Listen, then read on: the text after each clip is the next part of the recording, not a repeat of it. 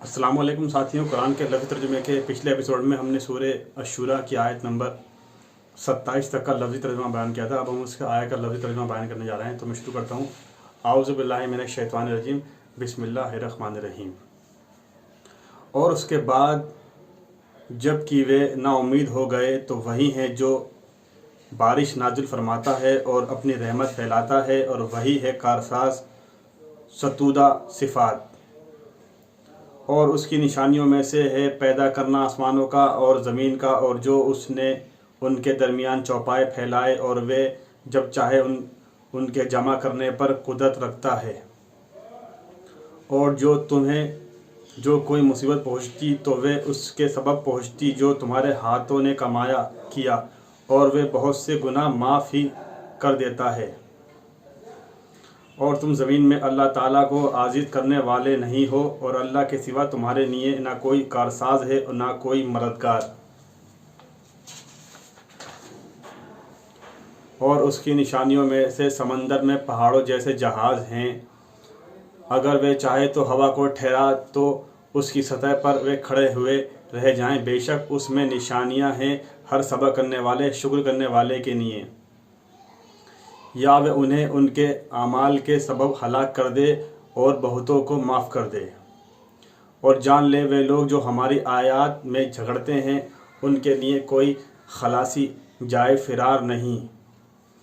پس تمہیں جو کچھ کوئی شے دی گئی ہے تو وہ دنیاوی زندگی کا ناپائیدار فائدہ ہے، اور جو اللہ کے پاس ہے وہ بہتر ہے اور ہمیشہ باقی رہنے والا ہے ان لوگوں کے لیے جو ایمان لائے اور اپنے رب پر بھروسہ رکھتے ہیں۔ اور جو لوگ بچتے ہیں بڑے گناہوں سے اور بے حیائیوں سے، اور جب وہ غصے میں ہوتے ہیں تو معاف کر دیتے ہیں۔ اور جن لوگوں نے قبول کیا اپنے رب کا فرمان اور انہوں نے نماز قائم کی، اور ان کا کام باہم مشورہ سے ہوتا ہے، اور جو ہم نے انہیں دیا اس میں سے وہ خرچ کرتے ہیں۔ اور جو لوگ ایسے ہیں کہ جب ان پر کوئی ظلم اور اتیاچار پہنچے تو وہ بدلہ لیتے ہیں، اور برائی کا بدلہ اسی جیسی برائی ہے جس نے معاف کر دیا اور اصلاح درستی کر دی تو اس کا اجر اللہ کے ذمے ہے۔ بے شک وہ ظالموں کو دوست نہیں رکھتا۔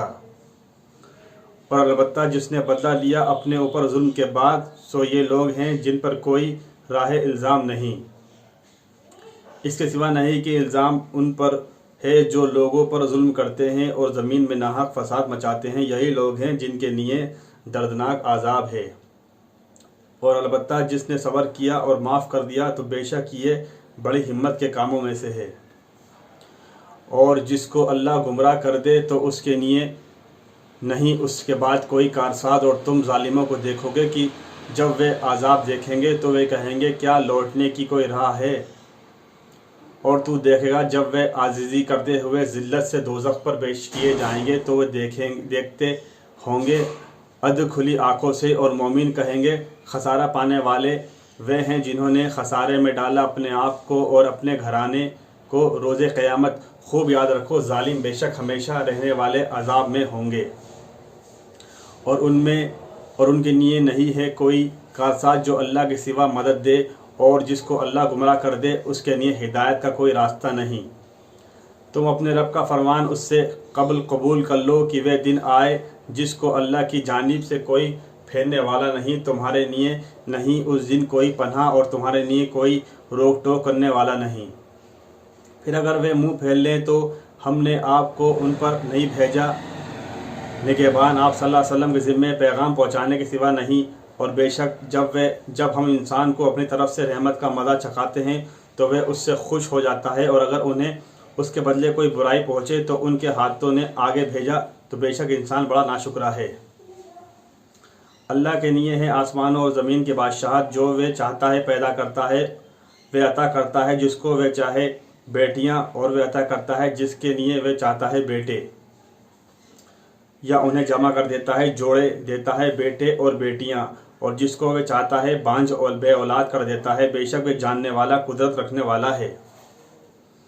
اور کسی بشر کی مجال نہیں کہ اللہ اس سے کلام کرے مگر وہی اشارے سے یا پردے کے پیچھے سے، یا وہ کوئی فرشتہ بھیجے، پس وہ اس کے حکم سے جو اللہ چاہے وہ وحی کرے پیغام پہنچا دے، بے شک وہ بلند تر حکمت والا ہے۔ اور اسی طرح ہم نے آپ صلی اللہ علیہ وسلم کی طرف اپنے حکم سے قرآن کو وحی کیا۔ آپ صلی اللہ علیہ وسلم نہ جانتے تھے کہ کتاب کیا ہے اور نہ ایمان کی تفصیل، اور لیکن ہم نے اسے نور بنا دیا، اس سے ہم اپنے بندوں میں سے جس کو چاہتے ہیں ہدایت دیتے ہیں، اور بے شک آپ صلی اللہ علیہ وسلم ضرور رہنمائی کرتے ہیں سیدھے راستے کی طرف۔ یعنی اللہ کا راستہ اسی کے لیے ہے جو آسمانوں میں ہے اور جو کچھ زمین میں ہے۔ یاد رکھو تمام کاموں کی باز گشت اللہ کی طرف ہے۔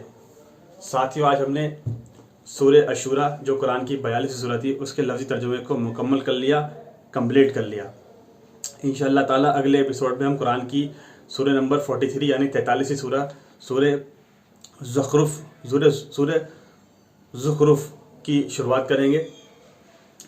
سورہ زخرف جو قرآن کی 43 سورت ہے اس کے لفظی ترجمے کی شروعات کریں گے۔ تب تک آپ قرآن کے لفظی ترجمے کی ویڈیو کلپس کو شیئر کرتے آئیے، عوام میں پھیلاتے آئیے، ہر انسان تک پہنچاتے آئیے، ہر انسان کو یہ ویڈیو دکھائیے، سنائیے، اور اللہ تعالیٰ آپ کو اور ہمیں ہدایت عطا فرمائے، اور کہنے سننے سے زیادہ ہمیں ہدایت عطا فرمائے، اور اپنی رحمت، اپنی برکت، اپنی شفقت، اپنا کرم، اپنا رحم ہمارے اوپر نازل کرے، اور ہمارے کبیرہ صغیرہ گناہوں کو معاف فرمائے، اور اپنی رحمت برکت تو ہمارے پر نازل کرے ہی، اور اس کے ساتھ ہمیں اور آپ کو اس کام کو کرنے کا ثواب بھی عطا فرمائے۔